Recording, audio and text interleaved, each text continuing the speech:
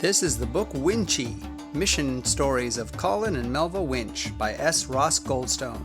The true adventures of missionary pilots and nurses in the South Pacific, as retold to the children of Watertown SDA Church. I'm your storyteller, Austin Bacchus. Let's go! Landing on a Band-Aid. David Lundstrom and Colin had spent the Sabbath at Telefomine, visiting with the Adventists in the area. It was Sunday morning, and they were due to return to their respective mission stations to take up their duties of the next week, David at Ambunti and Colin at Maprik.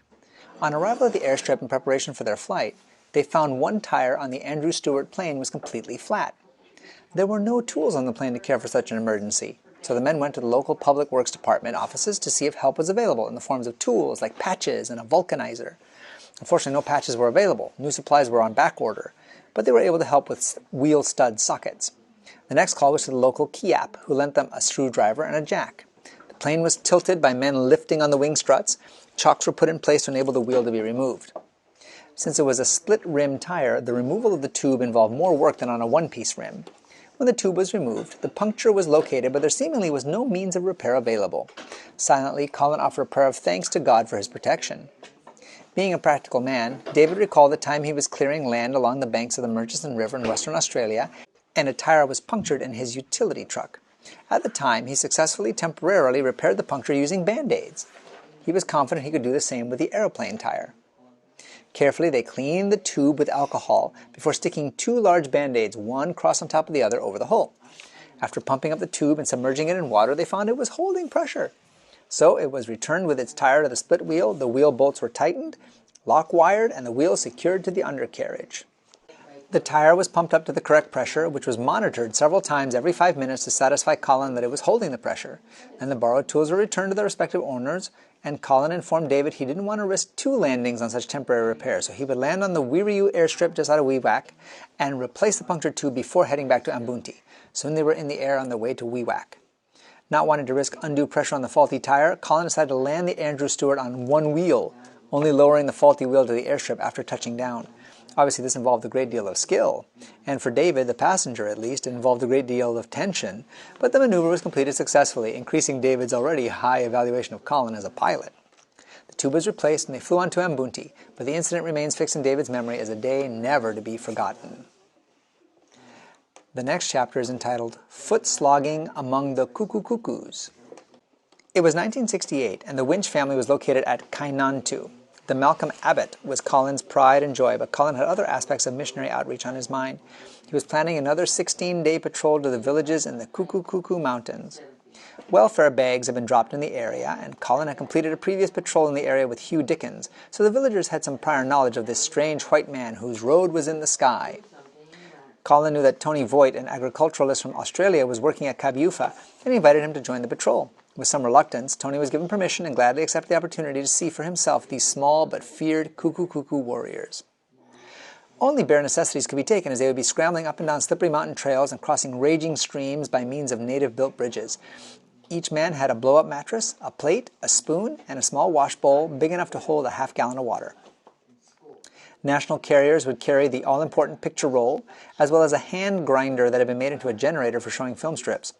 Also bags of salt from which they would be paid their wages, and where necessary could be traded for food from the village gardens. Tony was aware that Colin was extremely particular in planning such events and had a reputation for safety when it came to loads carried by air. He refused point-blank to overload any plane he was flying, and thus he was highly respected as a pilot throughout Papua New Guinea. Having farewelled their families and committed the patrol to the care of the Almighty, the two men boarded the Malcolm Abbott and flew to Wananara, gateway to Cuckoo country, where they locked up the plane, tying it down to await their return. Having arranged for their carriers and a translator, the party set out on the 10-hour hike to Wantikia. Up and up they climbed, often having to drag themselves forward by hanging under tree roots or bushes. It was lung-busting work. Having reached almost 9,000 feet high, they then had to scramble down the other side of the steep, slippery mountainside. Ascending was easier on the legs than descending. Soon both missionaries were experiencing shin soreness. When they came to a roaring mountain stream, they noted that the only way across was by a slender fallen tree linking the two banks, some 15 feet above the height of the water. Tony did not like heights, and Colin's reaction was not much different, but both men knew they had to make the crossing. They suffered from an instant inferiority complex when they saw the carriers nonchalantly run across a slippery log. All the missionaries could do was shuffle across with their hearts in their mouths until they reached solid ground. The crossing was the occasion for great mirth among the carriers as they sat around the fire that night. Disregarding fatigue, worship was held in Winchee village that evening. The picture roll was brought out and simple gospel stories were told. Villagers everywhere loved the picture roll. The film strips were also a big hit. Children everywhere loved games, and Tony became their favorite when he would perform a special trick for them. He would slap himself on the back of the head, and at the same instant, he would make the top plate of his false teeth pop out. The children's eyes would boggle. They didn't know anything about dentures, nor did their parents. "Gin, gin!" meaning again, again, they shouted. They even slapped themselves on the back of their heads to see if their teeth would pop out, but they didn't. Tony did it again and again and again. After a late meal that night, the two missionaries slept in the house, or kiap, the government officer's hut. It had been a long, hard day. The next morning, the patrol left Winchee for the 9-hour hike to Simbari. Stiff muscles protested the exercise, but more heights of 9,000 feet lay ahead. Winchee lies at about 5,000 feet, so the actual climbs were some 4,000 feet up. The hike was again made up of ascents and descents on slippery, muddy trails. Though both men wore boots with canvas leggings, they were still attacked by leeches, and when they removed their boots at night, not only were their socks wet and muddy, but also red with blood. And this was normal for any foot patrol in Papua New Guinea. The hard rubber sole shoes of the missionaries were not ideal for hard, slippery surfaces. The carriers, however, were barefoot, their broad, flat feet stuck like barnacles to a rock as they crossed the log bridges. As the day progressed, it wasn't unusual, on descending, to see the next village in a blue haze across the valley through a gap in the trees. It would take another 3 or 4 hours to reach it, however, as a steep descent, the crossing of a stream, and then an equally steep ascent had to be made. On arriving at the village of Simbari, the patrolling party found the village almost deserted. The women were out working in the gardens and the men were hunting. Neither would return until dusk, when meal preparation would begin. Tony noted that the protein-starved cuckoos seemed to eat anything that moved. The men had become experts with bow and arrow from childhood, and they would hunt mouse possum, called couscous, large bush rats, birds, caterpillars, beetles. All were considered good food.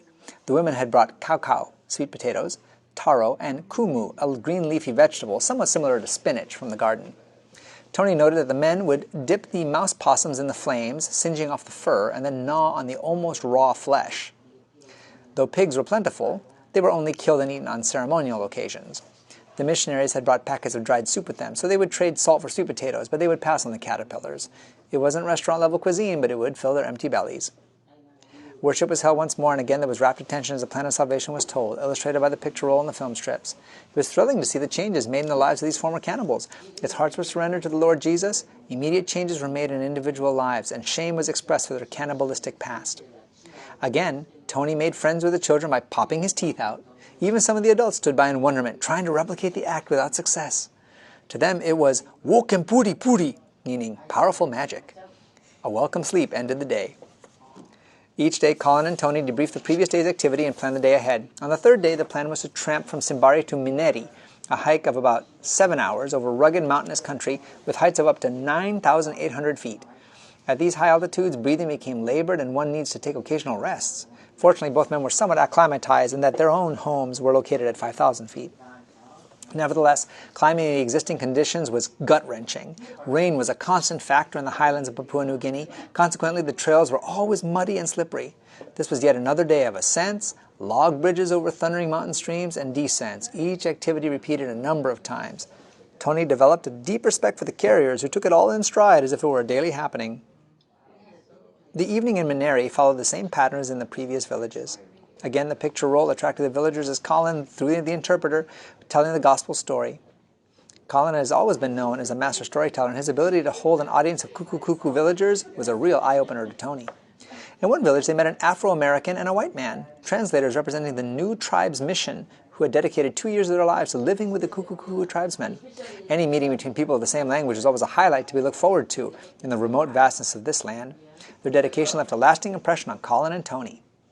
The patrol took them from village to village, with the missionaries spending a night in each village before retracing their steps to the aeroplane at Wananara.